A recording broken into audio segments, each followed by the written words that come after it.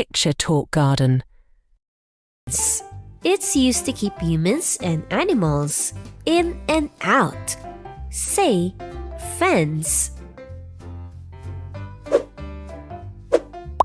There are a lot of tools around, and they're all kept in a tool shed. Say, tool shed.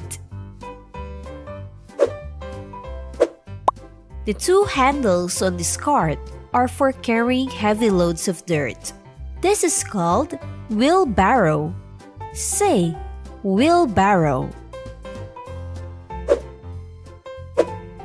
This machine can be used to cut tall grass.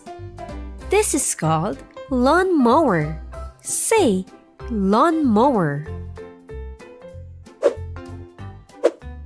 This tool is used to dig or carry heavy items such as soil, pebbles, and stones.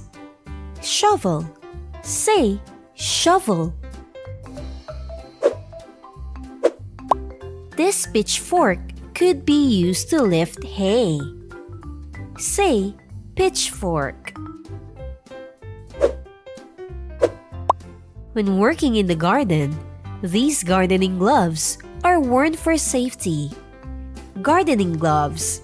Say, gardening gloves.